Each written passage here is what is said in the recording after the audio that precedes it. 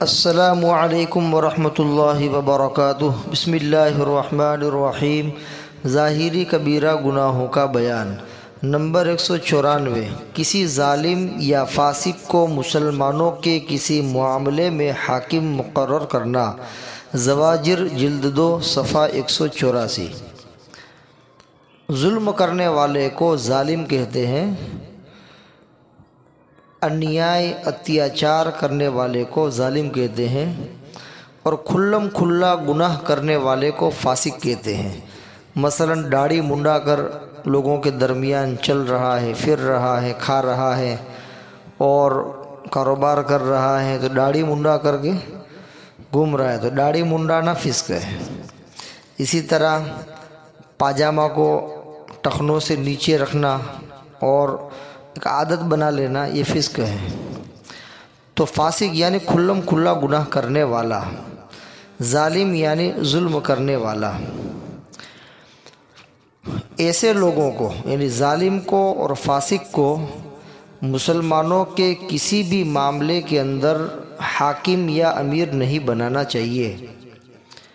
اگر مسلمانوں کے کسی بھی معاملے کے اندر ظالم یا فاسق کو حاکم بنایا گیا تو یہ سخت گناہ ہوگا، سخت گناہ ہوگا۔ ایسے لوگوں کو حاکم بنانا ہی نہیں چاہیے، امیر نہیں بنانا چاہیے۔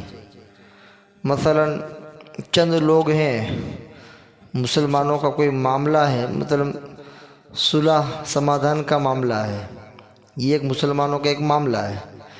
اب اس کے اندر کسی ظالم کو یا کسی فاسق کو امیر بنا دیا کہ آپ امیر بن جائیے، آپ ان کے درمیان فیصلہ کر دیجئے، تو یہ سخت گناہ ہے۔ ظالم یا فاسق کو مسلمانوں کے کسی بھی معاملے میں حاکم یا امیر نہیں بنانا چاہیے۔ نمبر 195۔ نیک شخص کو ہٹا کر اس سے کم درجہ والے کو حاکم مقرر کرنا۔ زواجر جلد 2 صفحہ 184۔ پہلے سے ہی کوئی ایک آدمی حاکم بنا ہوا ہے، نیک ہے، دیندار ہے اور امانت داری کے ساتھ تمام امور کو انجام دیتا ہے، ایسے نیک شخص کو ہٹا کر اس سے کم درجہ والا آدمی جو نیکی کے اندر کم ہے، تقوی میں کم ہے اور بعض چیزوں کے اندر بددینی کا ثبوت دیتا ہے، ایسا کم درجہ والے آدمی کو اس کی جگہ کے اوپر امیر بنا دینا یا حاکم مقرر کر دینا، یہ بھی سخت گناہ ہے۔ جب تقوی والا آدمی موجود ہے، دیندار آدمی موجود ہے، پہلے سے ہی وہ حاکم ہے، امیر ہے، تو اس کی جگہ کے اوپر اب اس سے کم درجہ والے آدمی کو حاکم اور امیر بنانا نہیں چاہیے۔ نمبر 196۔ بادشاہ، امیر یا قاضی کا اپنی رعایا کے ساتھ دھوکہ کرنا۔ بخاری و مسلم۔ شریعت اسلامیہ میں مطلقاً کسی کو بھی دھوکہ دینا سخت حرام ہے، دھوکہ دینا سخت گناہ ہے۔ اور پھر بادشاہ، امیر یا قاضی کا اپنی رعایا کے ساتھ دھوکہ کا معاملہ کرنا ہے، یہ اور زیادہ سخت ہے، سخت گناہ ہے، کبیرہ گناہ ہے۔ لہذا بادشاہ اپنی رعایا کے ساتھ دھوکہ کا معاملہ نہ کرے۔ اسی طرح امیر اپنے مامور کے ساتھ دھوکہ دہی کا معاملہ نہ کرے۔ قاضی اپنی رعایا کے ساتھ دھوکے کا معاملہ نہ کرے، اگر کریں گے تو سخت گنہگار ہوں گے۔ نمبر 197۔ اور ان کا ضرورت مندوں کی اہم ضروریات کو خود یا نائب کے ذریعے پورا نہ کرنا۔ زواجر جلد 2 صفحہ 187۔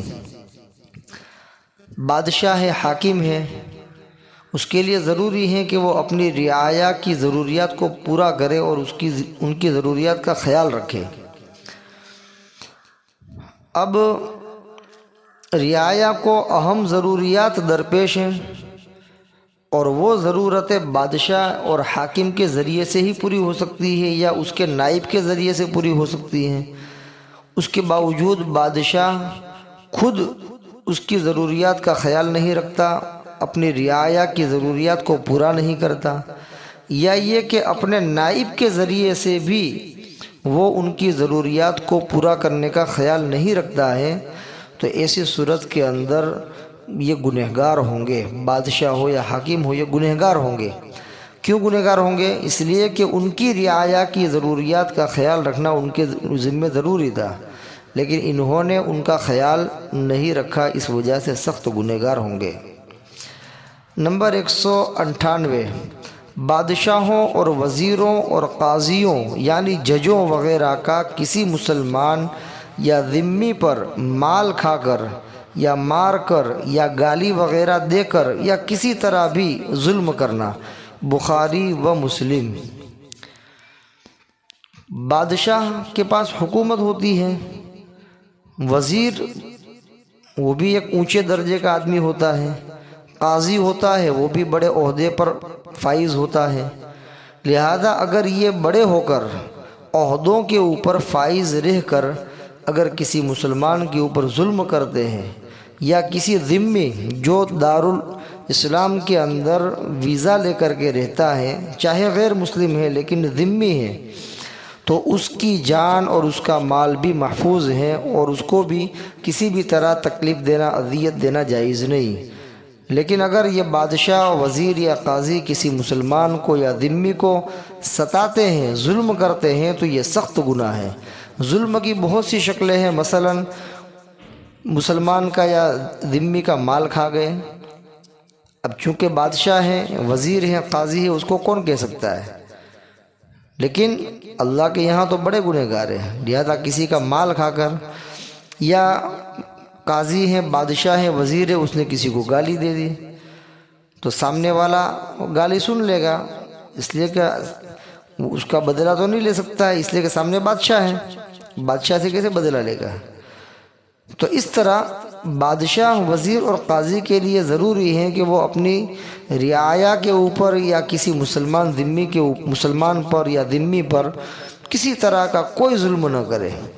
اگر کسی طرح کا بھی ظلم کریں گے تو سخت گنہگار ہوں گے، چاہے مال کھا کر ہو یا مار کر ہو یا گالی وغیرہ دے کر ہو یا کسی بھی طرح کا کوئی بھی ظلم ہو، ان کے اوپر ظلم کرنا جائز نہیں۔